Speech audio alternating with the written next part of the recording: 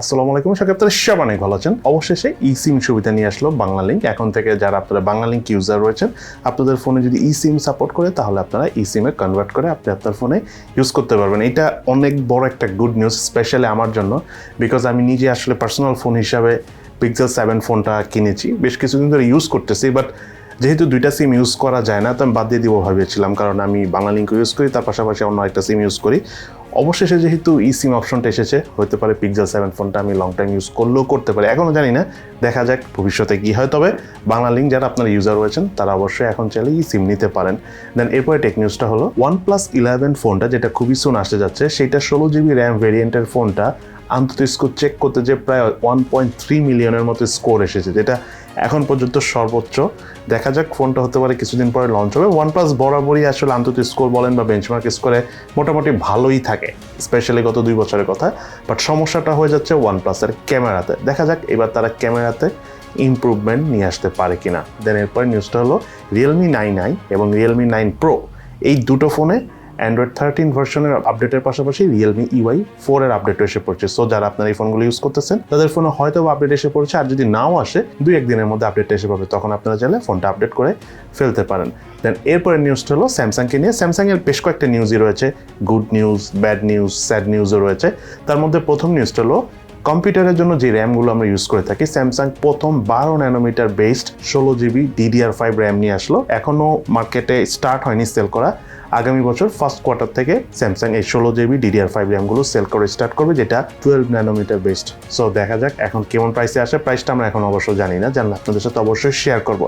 দেন এরপরে নিউজটা হলো স্যামসাং গ্যালাক্সি A71। আপনারা জানেন one of the most popular phone ছিল মিড বাজেট সেগমেন্টে, বাট A72 এবং A73 কিন্তু ফ্লপ ছিল, খুব একটা চলেনি। সো দ্যাটস ওয়াই তারা আর A74 এই সিরিজে, অর্থাৎ এই ফোনটা আনবে না, এবং A70 সিরিজের আর কোনো ফোন তারা আনবে না। A70 সিরিজ তারা ক্লোজ করে দিবে। এর পরিবর্তে এখন থেকে স্যামসাং গ্যালাক্সি যে A50 সিরিজের ফোনগুলো রয়েছে সেগুলাই প্রিমিয়াম সেগমেন্টে, মানে মিড বাজেট সেগমেন্টে প্রিমিয়াম ফোন হিসাবে বিবেচিত হবে। অর্থাৎ স্যামসাং গ্যালাক্সি A50 সিরিজের ফোনের প্রাইস খুবই সুন অনেকটাই বেড়ে যাবে। এদিকে স্যামসাং গ্যালাক্সি S23 সিরিজের ফোন ফেব্রুয়ারি মাসের 1 তারিখে লঞ্চ হবে, এটা স্যামসাং ফাইনালি ডিক্লেয়ার করে দিল। আমরা গতকালকে বা গত পরশু দিনের ভিডিওতে বলেছিলাম যে স্যামসাং প্রাইসিং নিয়ে একটা কনফিউশনের মধ্যে আছে, হতে পারে কিছুটা ডিলে হতে পারে, বাট অবশেষে সব কনফিউশন ক্লিয়ার করে স্যামসাং যেহেতু ফেব্রুয়ারি 1 তারিখে লঞ্চ করতেছে, দেখা যাক এখন কেমন হয় ফোনগুলো। এবং প্রাইসিংয়ের কথা বলতে গেলে স্যামসাং সম্ভবত আগে যে প্রাইসটা রেখেছে সেম প্রাইসই নিয়ে আসতে পারে, তবে এখনও কনফার্ম না, চেঞ্জ হলেও হতে পারে, স্পেশালি প্রাইসে। আর ফোনে আমরা সবথেকে বড় যেটা স্যামসাং শুধু S23 এবং S23 প্লাস এই ফোনগুলোতে যেন ব্যাটারি ইমপ্রুভ করে, এইটার জন্য স্যামসাংয়ের কাছে আমার অনেক রিকোয়েস্ট। কারণ এই দুটো ফোন, মানে S22 সিরিজের ক্ষেত্রে আমরা দেখেছি যে ব্যাটারির অবস্থা খুবই খারাপ ছিল, জাস্ট আলট্রা ফোনটা অনেক ভালো ছিল। তো এবার যদি সেইটাও তারা ইমপ্রুভ করে তাহলে অনেকই ভালো হবে। দেন আমাদের আজকে দিনের সর্বশেষ নিউজটা হলো Xiaomi কিন্তু রিসেন্টলি তেমন ফোন আনছিল না, মানে লঞ্চ করার প্রোগ্রাম থাকলেও অনেক ডিলে হচ্ছিল। তার মধ্যে Redmi Note 12 সিরিজের ফোনও ডিলে হতে হতে কিন্তু আগামী মাসে যে লঞ্চ হচ্ছে, ইন্ডিয়াতে লঞ্চ হবে, যদিও বাংলাদেশে আসতে হয়তো বা আনঅফিসিয়ালি কিছুদিন লাগবে, হতে পারে 15-20 দিনের মধ্যে আসবে। কিন্তু হঠাৎ করে Redmi K60 ফোনটা আসতে যাচ্ছে 8 Gen 2 প্রসেসর দিয়ে, তার পাশাপাশি 5500 মিলিঅ্যাম্পিয়ারের ব্যাটারি থাকবে এই ফোনে। আমি অনেকে ইন্টারেস্টেড যে 5500 মিলিঅ্যাম্পিয়ারের ব্যাটারি, আবার এত হেভি প্রসেসর, হিটিং ইস্যুস থাকবে কিনা এটা নিয়ে আমি খুবই কনফিউজড। থাকতেও পারে, কারণ এত হেভি প্রসেসর, এত হেভি ব্যাটারি, ফোনটা যদি স্লিম হয় দেন এটা অন্যরকম কিছু একটাই হবে। যারা আপনারা ফোন নিয়ে মোটামুটি ঘাটাঘাটি করেছেন তারা কিন্তু বুঝতেই পারতেছেন যে হেভি প্রসেসর, হেভি ব্যাটারি আমরা কিন্তু সচরাচর দেখি না। নর্মালি হেভি প্রসেসর থাকলে 4000, 4500 মিলিঅ্যাম্পিয়ার থাকে, ম্যাক্সিমাম 5000 থাকে।